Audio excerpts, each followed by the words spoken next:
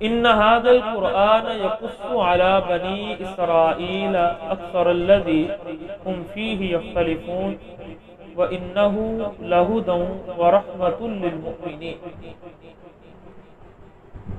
یہ قرآن بنی اسرائیل پر اکثر ان باتوں کو بیان کرتا ہے جن باتوں کے اندر ان کا آپس میں اختلاف ہے۔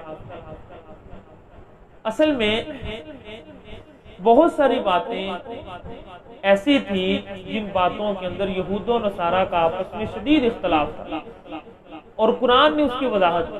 مثال کے طور پر عیسیٰ علیہ السلام کے بارے میں نعوذ باللہ یہودی کہتے تھے کہ یہ ولد الزنا ہے، ٹھیک ہے، اور عیسائی کہتے تھے کہ یہ جو ہے یہ اللہ کے بیٹے ہیں۔ یعنی ایک نعوذ باللہ اتنے نیچے چلے گئے اور دوسروں نے کیا کیا، اتنی بلندی پر لے گئے کہ اللہ کے برابر جا کر بٹھا دیا، ٹھیک ہے۔ تو قرآن نے اس کی وضاحت کی۔ قرآن نے آ کر صحیح عیسیٰ علیہ السلام کا تعارف کروایا اور دنیا کو بتایا کہ وہ کیا تھے، ٹھیک ہے نا۔ قرآن نے آ کر یہ بتایا کہ ان مثل عیسیٰ عند اللہ کمثل آدم، اللہ کے ہاں عیسیٰ علیہ السلام اسی طرح ہی ہے جس طرح آدم، جس طرح اللہ نے آدم علیہ السلام کو بغیر باپ کے اور ماں کے پیدا کیا، اسی طرح اللہ نے عیسیٰ علیہ السلام کو بھی بغیر باپ کے پیدا کیا۔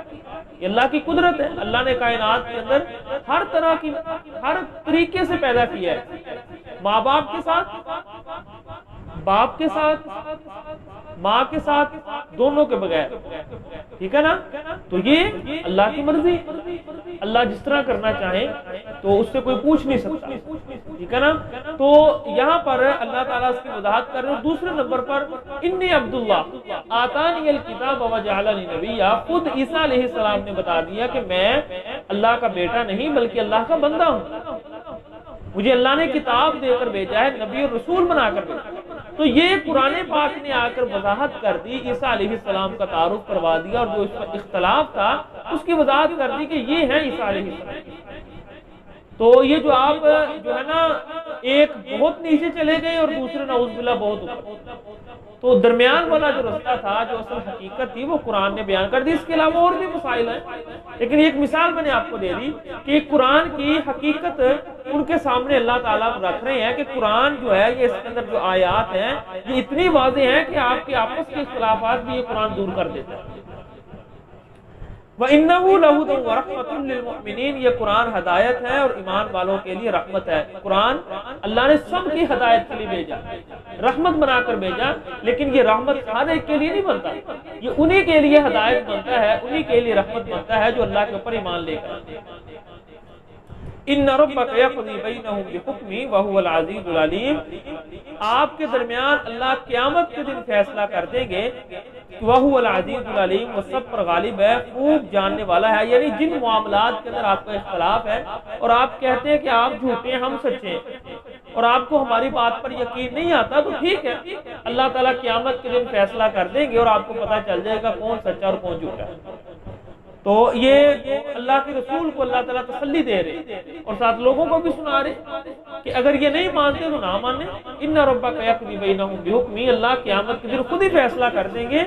آپ نے کیا کرنا ہے؟ فتوکل علی اللہ، آپ نے اپنے رب کے اوپر بھروسہ رکھنا، اپنے بھروسے کو نہیں ٹوٹنے دینا، اللہ خود بخود سب کچھ سنبھال لے گا۔ انک لا تسمع الموتى ولا تسمع الصم الدعاء اذا ولوا مدبرین، اللہ تعالیٰ اپنے حبیب کو سمجھا رہے ہیں کہ ان مشرکین کو سمجھانا اور سنانا یہ بہت ہی مشکل کام ہے۔ جس طرح مردوں کو نہیں سنا سکتے، ٹھیک ہے، جس طرح آپ اس بہرے کو کچھ نہیں سنا اور سمجھا سکتے جس کا منہ دوسری طرف ہو۔ ایک تو بہرا سامنے ہے نا، اس کو اشاروں کے ساتھ سمجھ آ جائے گی، یا تو اونچا سنتا ہوگا، آپ بولیں گے وہ قریب ہو جائے گا، آپ کی بات کو سن لے گا۔ اگر نہیں وہ سنتا تو اشاروں سے سمجھ جائے گا، لیکن اگر اس کو چہرہ ہی دوسری طرف ہو اور چہرہ دوسری طرف ہو اور پھر بھاگ رہا ہو اس طرف، تو اب کیوں سن سکتا کوئی بات؟ اللہ تعالیٰ کہہ رہے ہیں یہ لوگ اس طرح کے ہیں، یہ مردے ہیں، ان کے دل مردہ ہو چکے ہیں، یہ اس بہرے کی طرح جو پیڑ پھیر کر بھاگ رہے ہیں، اب ان کو کس طرح سنا سکتے؟ ٹھیک ہے نا، جس طرح مردوں کو نہیں سنا سکتے ایسے بہرے کو نہیں سنا سکتے جس کا چہرہ دوسری طرف ہے، تو ان کو بھی نہیں سنا سکتے۔ یعنی اتنے ان کے دلوں کے اوپر مہر لگی ہوئی۔ تو یہاں سے اس آیت سے آپ کو کیا سامنے نظر آئی چیز کہ مردے سنتے نہیں ہیں۔ ہاں حدیث کے اندر دو جگہ پر آتا ہے، دو مقامات ایسے ہیں کہ یعنی دو جہاں سے پتہ چلتا ہے کہ مردے سنتے ہیں، لیکن یہ کیا ہے، وہ صرف وہی چیز ہوگی جو قرآن یعنی جو حدیث میں ثابت ہے۔ اس کے علاوہ اور کسی بھی مقام پر ہم یہ نہیں کہہ سکتے کہ مردے سنتے ہیں۔ مثال کے طور پر ایک ہے کہ جب مردے کو دفن کر کے جاتے ہیں تو جو دفن کرنے والے ہوتے ہیں ان کے پاؤں کی آواز بس اللہ تعالیٰ سنا دیتے ہیں۔ اس کے علاوہ ایک موقع پر بدر کے میدان کے اندر جب اللہ کے رسول نے قریش کے سرداروں کو قتل کیا اور ان کے جو سردار تھے 24 لوگوں کو ایک گندے کنویں کے اندر پھینکا، اور اللہ کے رسول یہ کرتے تھے کہ جہاں کسی علاقے کے اندر یا جہاں پر فتح پاتے وہاں 3 دن تک آپ وہاں ٹھہرتے۔ جب 3 دن پورے ہو گئے تو صحابی فرماتے ہیں کہ اللہ کے رسول نے سواری پر پلان کسا تو آپ سوار ہو کر جانے لگے، تو ہم نے کہا آپ کسی کام کے لیے جا رہے ابھی پیچھے چلیں گے، تو اس کنویں پر جا کر کھڑے ہو گئے اور ایک ایک کا نام لیا، یا فلاں بن فلاں، ان کے باپوں کے نام کے ساتھ، کہ یہ بتاؤ کہ جو ہم آپ سے کہتے تھے وہ سچ ہوا کہ نہیں ہوا؟ ہمارے رب نے جو ہم سے وعدہ کیا تھا وہ تو سچا ہو گیا، اور جو تمہارے رب تم سے وعدہ کرتے تھے بتاؤ وہ سچ ہوا کہ نہیں ہوا؟ تو عمر رضی اللہ تعالیٰ عنہ آئے اور اللہ کے رسول سے کہا اللہ کے رسول آپ ان مردہ جسموں کو کیا سنا رہے؟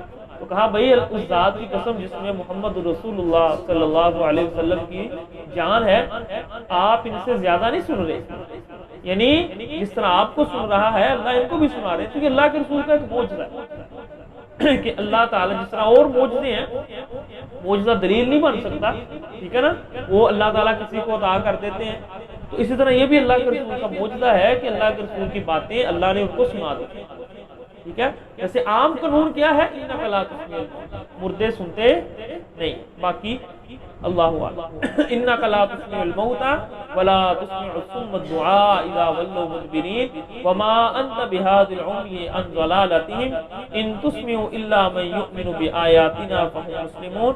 اللہ تعالیٰ فرما رہے ہیں کہ آپ اندھوں کو ہدایت نہیں دے سکتے ان کی گمراہی سے، ان تسمعوا الا من يؤمن بآياتنا فهم مسلمون، اگر ایمان لے کر آئیں گے تو وہی لے کر آئیں گے، پر اگر آپ سنا سکتے ہیں تو صرف انہی لوگوں کو سنا سکتے ہیں جو آپ کے رب کے اوپر یقین اور ایمان رکھتے ہیں۔ تو یہ اللہ کے رسول کو اللہ تعالیٰ نے بتا دیا کہ آپ کا کام ہے تبلیغ کرنا، واعظ کرنا، آپ وہ کریں۔ اب آپ کو نگران تو نہیں بنایا کہ منا کر ہی چھوڑ دیں، تو اگر یہ نہیں مانتے تو آپ ان کا معاملہ اللہ کے سپرد کر دیں، اللہ خود ہی قیامت کے دن فیصلہ کرے۔